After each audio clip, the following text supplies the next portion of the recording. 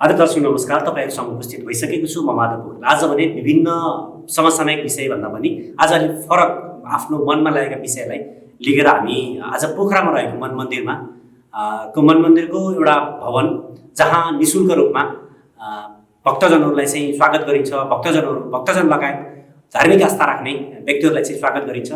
यति मात्र कहाँ र दुखी गरिबका लागि पनि यहाँ विवाह व्रतबन्ध लगायतका पुण्य कार्यमा पनि यो मन मन्दिर सबैको मन मन्दिरमा बन्न जगेर्ना गर्नका लागि आफ्नै स्वर्गीय पत्नीको स्मरणका लागि एउटा मन मन्दिर भनेर पोखरामा रहेको रानी पौवामा एउटा मन मन्दिर स्थापना गरिएको छ। सोही मन मन्दिरको बारेमा प्रश्न पार्नु मभन्दा पनि विज्ञ यसको परिकल्पना कसरी गरियो, यसको परिकल्पना कसरी गरियो, यसलाई किन स्थापना गरिँदैछ र पोखराका लागि नै र पोखरा मात्र नभएर नेपालका लागि नै कसरी यो परिकल्पना गर्दैछ, यो मन मन्दिर के हो भन्ने विषयमा पोखरा रानी पौवामा रहेको मन मन्दिरका परिकल्पनाकार विष्णु विक्रम जीएससँग चाहिँ हामी संवाद गर्दैछौँ। नमस्कार विक्रम जी। नमस्कार, हजुरलाई स्वागत छ। हजुरलाई पनि स्वागत छ। खास त मैले भन्नुपर्ने हजुरले नै स्वागत गर्नुभयो। मेरो मन्दिर भन्नुपर्ने हो, जस्तो मलाई पनि के लाग्छ भन्दा चाहिँ म मन्दिरमा आएछ, मेरो मनको मन्दिर, यो मन मन्दिरको परिकल्पना तपाईँ आफै पनि हुनुहुन्छ। यो मन मन्दिर किन स्थापना गरियो खास? यो मन मन्दिर स्थापना गर्ने सबैभन्दा ठुलो भूमिका चाहिँ मेरो श्रीमती चन्द्रकला र ऊ चाहिँ क्यान्सरबाट चाहिँ दुईचोटि भएर ऊ न्युजिल्यान्डमा स्वर्गवास भयो। र स्वर्गवास हुनुभन्दा पहिला उसले मलाई यति एउटा ओडहरू भनेको थियो कि तपाईँ मभन्दा पहिला जानुहुन्न, तपाईँ मभन्दा पछि मलाई स्वर्गमा भेट्न आउनु र त्यो आउने बेलामा तपाईँले एउटा पुण्य काम गरेर आउनुहोस् जसले गर्दाखेरि हाम्रो देशमा विकृति भएको यो कल्चर र भगवानप्रतिको यो विभिन्न चिजहरू छन्, ती चिजहरूलाई चाहिँ सबै गरिबदेखि माथिसम्मले सामान्य हिसाबबाट बुझ्नको लागि चाहिँ यो एउटा पुण्य काम गरेर मात्रै मलाई भेट्न आउनु स्वर्गमा भन्नुभएको कारणले गर्दाखेरि मैले आफ्नै जन्मस्थान रानी पौवामा यो मन मन्दिर भनेर मनको मन्दिर सबैको मन्दिर भनेर स्थापना गरेँ। जस्तो न्युजिल्यान्डमा बसिरहेको मान्छे पोखरालाई नै किन चुज गर्नु हो?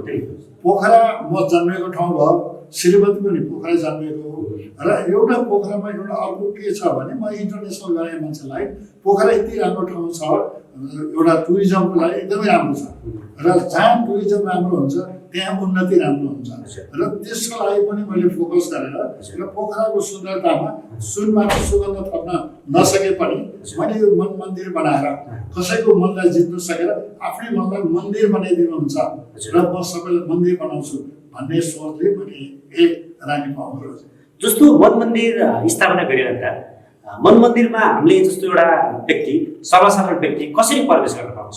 यहाँ चाहिँ परिवार 5 वर्षभन्दा माथिका सबै परिवारलाई स्वागत छ र उहाँले चाहिँ यहाँ आएर म मेरो छोरीको वर्तमान गर्छु, बर्थडे गर्छु, विवाह गर्छु, सम्झिने भेट गर्छु, यी सबै कुरा गर्नुको लागि हामीले धेरै पैसा खर्च गरेर अन्त गर्नुपर्छ।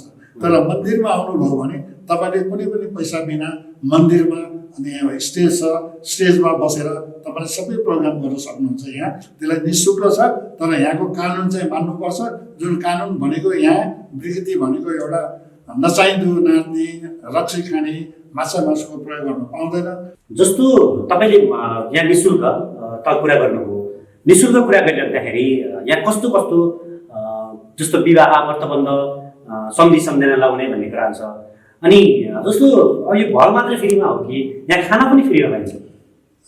खाना सबैभन्दा ठुलो कुरो हामीले कुनै पनि प्रोग्राम अर्गनाइज गरिसकेपछि उहाँलाई हामीले दिनुपर्ने सेवा भनेको बत्ती, पानी र प्रसाद, त्यो 3वटा कुरा चाहिँ हामीले निःशुल्क तरिकाले दिन्छौँ र यहाँको मन मन्दिरको ज्ञानको विषयमा त्योभन्दा बढी र अनि हामी डिप्रेसनबाट मुक्त हुनुको लागि र हामीले कुन प्रकारले काम गर्दाखेरि हामीलाई राम्रो हुन्छ, परिवार खुसी हुन्छ, हामी स्वस्थ रहन सकिन्छ, त्यो उपाय यहाँ चाहिँ बेसिक लेखेर पढेर होइन बुझेर गरेर पाइन्छ। जस्तो प्रसादको व्यवस्था गरिन्छ नै, प्रसादको बाइचान्स कुनै मान्छे एउटा गरिब परिवारको मान्छे यहाँ मन मन्दिर भनेर आफ्नो मनको पनि मन्दिर सम्झेर पोखराको रानी पौवामा आयो कुनै मान्छे त्यो मान्छेलाई चाहिँ विवाह गर्न मन छ, उसको घर परिवारले चाहिँ स्वीकृति दिँदैन हो, घर परिवारले स्वीकृति दिएन भने त्यो बेलामा तपाईँहरूले घर परिवार भन्दा पनि बाहिर रहेर गर्नुहुन्छ या घर परिवारलाई जानकारी गराएर तपाईँले चाहिँ उसको विवाह अथवा कुनै पनि कर्मकाण्ड गर्नुहुन्छ? अब यो भनेको हिजो आज धेरै प्रकारका छन्। अनि विभिन्न जात जातीयबाट पनि भनौँ एक जातिको अर्कोसँग गर्दाखेरि घरको नमान्नेहरू पनि हुनसक्छ। तर यो भनेको ठाउँ भगवान्को मन्दिर हो। जसलाई इच्छा लाग्छ, जुन व्यक्तिले एक अर्कोलाई गर्छ भनेको उनीहरूले त्यो प्रोग्राम गर्न सक्छ, त्यो हुनसक्छ।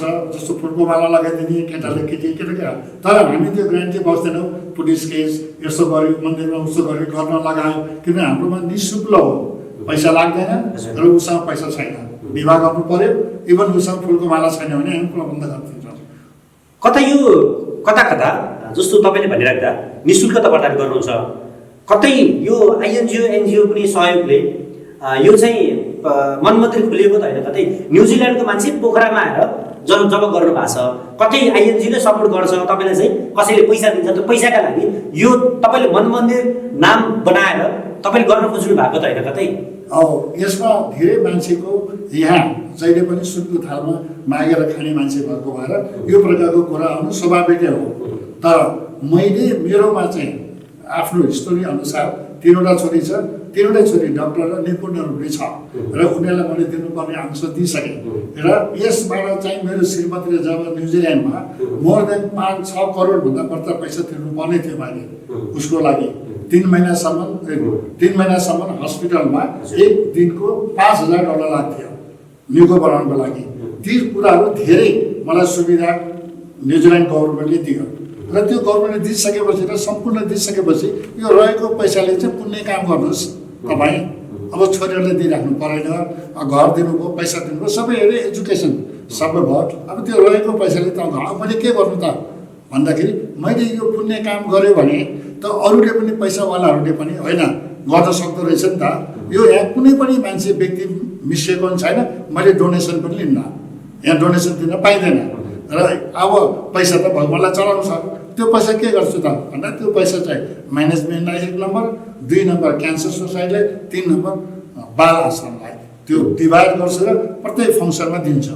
र मसँग रहेको जब जग्गा छ, रेन आउँछ, जब यसको ब्याङ्कमा छ, त्यो पैसाले चाहिँ म यो सञ्चालन गर्छु। तर how to economic and cycling money भन्छ नि, त्यो कुरा पनि सबै कुरा थाहा पाइसकेपछि मैले यो एउटा ज्ञान भएको कुरालाई सबैलाई भनेपछि धनीले गरोस् या नगरोस्, सरले गरोस्, तर मैले कसैको पनि डोनेसन दिन्न, त नलिएर पनि चलाउन सक्छु भन्ने मेरो हिम्मत भएर र सबै मनको मन्दिरलाई सोध्नेहरूलाई स्वागत छ।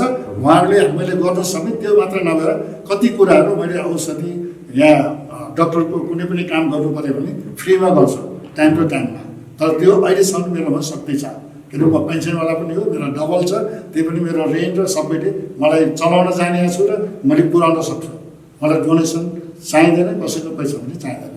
जस्तो एउटा कुनै संस्था अथवा तपाईँले गरिराख्दा मन मन्दिर गरिराख्दा कुनै पनि एउटा संस्थाले तपाईँलाई चाहिँ डोनेसन दिन्छु भनेर तपाईँको अगाडि एउटा यो मन मन्दिरमा अहिले त्यो संस्था देखिया छैन, जुन संस्था एनजिओले तपाईँलाई चाहिँ यो मन मन्दिरको साइडमा हाम्रो पनि एउटा ब्यानर राख्नुहोस्, म तपाईँलाई मासिक यति खर्च म तपाईँलाई दिन्छु भन्यो भने त्यो बेलामा के गर्नुहुन्छ? मैले यो विज्ञापन र ब्यानर र यो कल्चरमा अरू कुरामा राजनीति जातीय विषयमा कुनै पनि मेरोमा ब्यानर हुँदैन।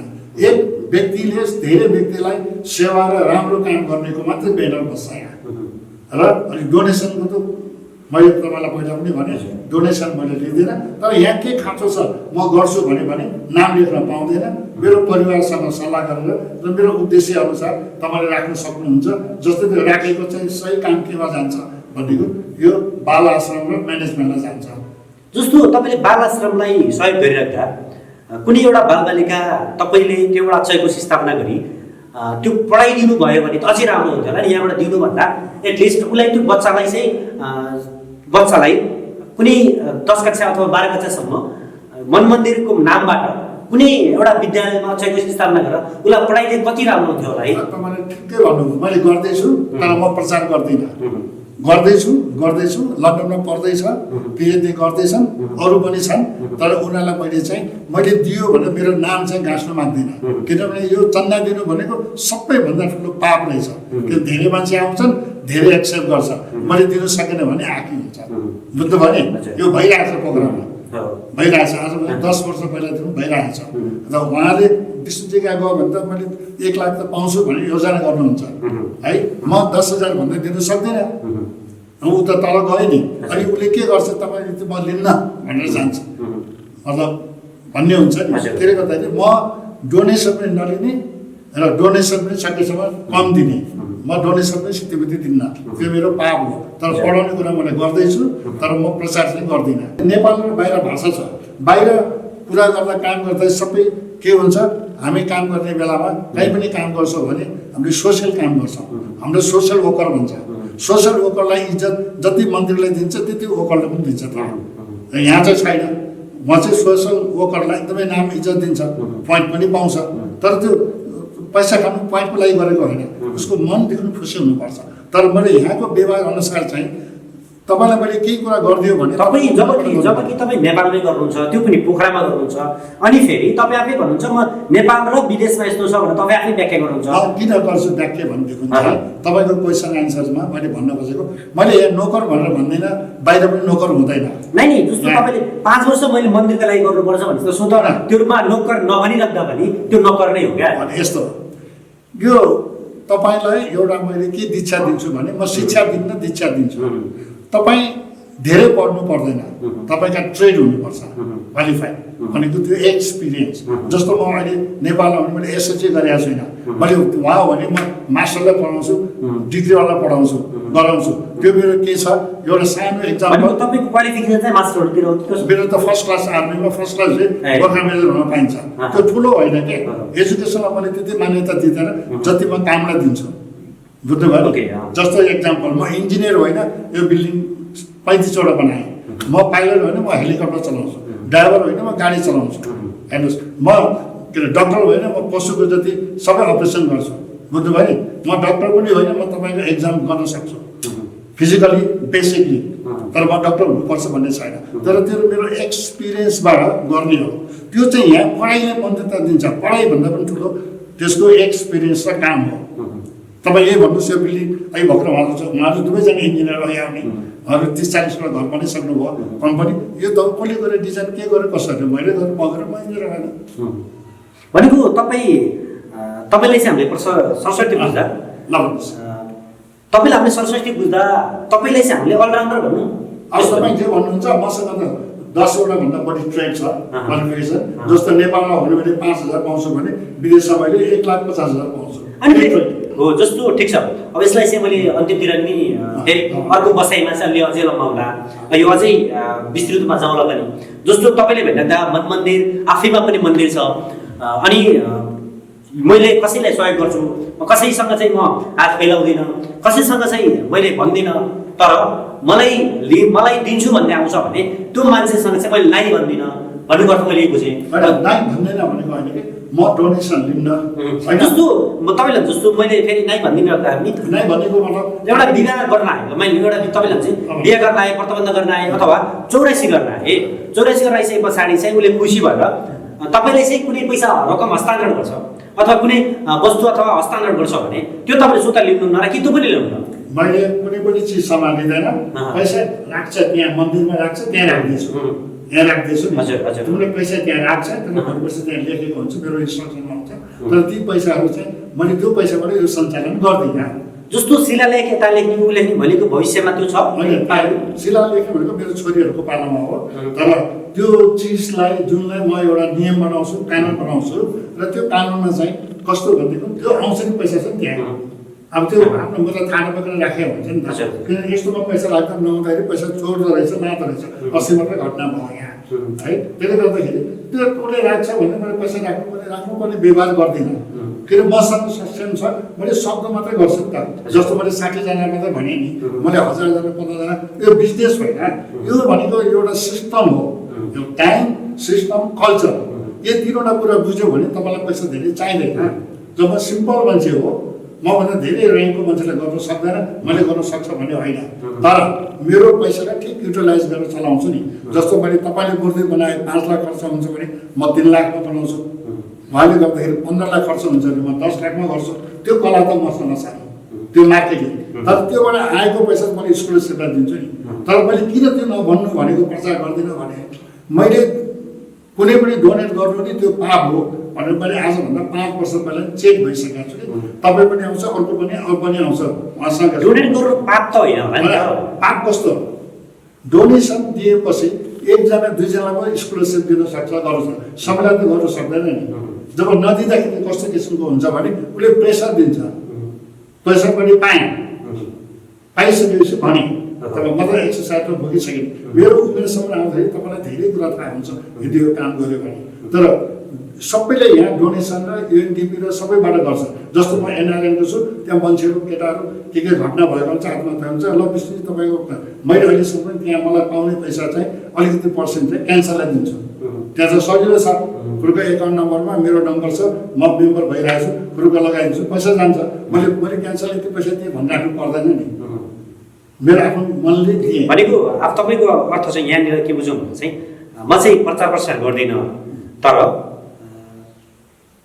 नगर्ने पनि होइन, फेरि गर्छु अहिले त्यही गरिरहेको। नगर्दाखेरि त तपाईँ आउनुहुन्न नि त, अरू आउँदैन नि त। तर म त्यसो अहिले 13 महिना भयो नि त, म त्यसो गरेर मलाई 4वटा प्रोग्राम चलाएँ अनि प्रोग्राम चलाएको छु नि त।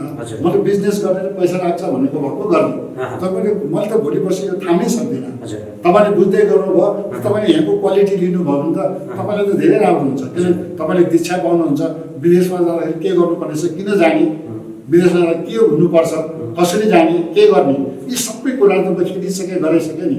तपाईँलाई पाएन, मैले चाहिँ राइट बाटो देखाउँछु, तपाईँले रङ बाटो जानुहुन्छ।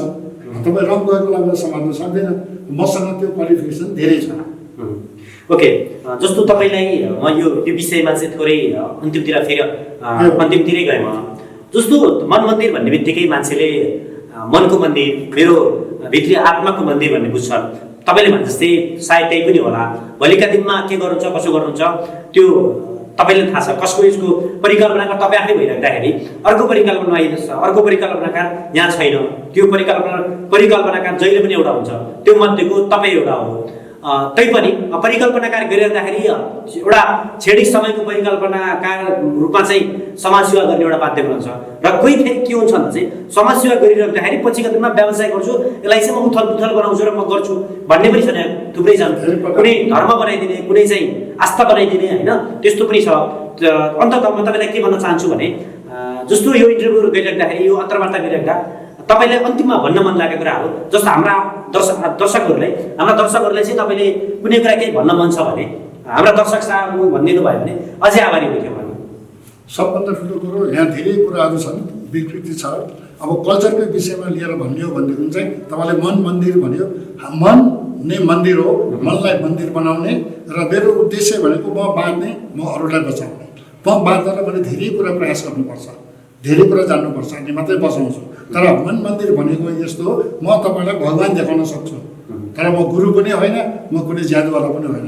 तपाईँको मनलाई डिप्रेसनबाट पार गर्ने र तपाईँले जति सक्दो हुन्छ आनन्द, र तपाईँ भोलि बिमारी हुन्छ भने त्यो थाहा छैन, तर तपाईँ 15 दिनपछि हुनुहुन्छ क्या मेरो लेक्चर भन्दाखेरि यहाँको सेवा पाएपछि। तर तपाईँले जति थाम्न सक्नुहुन्छ त्यति हो, तर सेवा नै धर्म हो। म बाँच्छु, म अरूलाई बचाउँछु। र यहाँ मसँग धेरै कुराहरू छन्, तर यो इन्टरभ्यू भन्दा पनि अझै व्यक्तिगत हिसाबमा 13-14 वर्षदेखि पछिका केटाकेटीहरू र बुढाबुढीहरू आयो भने आफ्नो सेक्टरको मसँग छ, ती कुराहरू मैले प्र्याक्टिकली हामी काम गर्न सक्छु र उहाँलाई दिलाउन सक्छु र उहाँलाई म्याक्सिमम फाइदा हुन्छ। पैसाबाट भन्दा पनि ज्ञानबाट भन्दा पनि अझै यो अनुभवको सेयरिङबाट। हस्, यहाँलाई धन्यवाद छ। आज हामी मन मन्दिरका परिकल्पनाकारसँग चाहिँ कुरा गरिसकेका छौँ। यहाँ कस्तो हुनेछ भन्दा चाहिँ जहाँ निःशुल्क रूपमा सम्पूर्ण चिजहरू गरिनेछ भने सम्पूर्ण भन्नाले कर्मकाण्डका कुराहरूदेखि लिएर सेवा गर्ने भावहरू म बाँच्छु र बचाउँछु भन्ने हेतुले यो मन मन्दिर खोलेको भन्नुहुन्छ उहाँ। त्यो मात्र नभएर यो मन्दिर खोल्नुभन्दा अगाडि आफ्नै स्वर्गीय पत्नीको स्मृतिमा यो मन मन्दिर खोलिएको हो, जहाँ उहाँको पत्नीले अन्तिम शब्द मलाई भेट्न आउनु पर्दैन, स्वर्ग आउनु पर्दैन, यदि स्वर्ग नै आउने हो भने मलाई सेवा गर्ने, म जसरी बाँच्छु त्यसरी अरूलाई नै बचाउनु, म मरिसकेको मान्छेलाई बचाउनु चाहिँ आवश्यक छैन। तपाईँ जहाँ जतिन्जेल बाँच्नुहुन्छ त्यतिन्जेल आफू बाँच्नुहोस् र अरूलाई सेवा गर्नुहोस् र आफूसँगै अरूसँग बाँच्नुहोस् भन्दै उहाँले यो मन मन्दिर परिकल्पना गर्नुभयो। उहाँप्रति विशेष आभार व्यक्त गर्दै यस विषयमा थप जानकारी लिनका लागि पोखरा रानीपो स्थित रहेको मन मन्दिर बारे पनि यो मन मन्दिरको बारेमा बुझ्न सक्नुहुनेछ। हस्त, धन्यवाद, नमस्कार।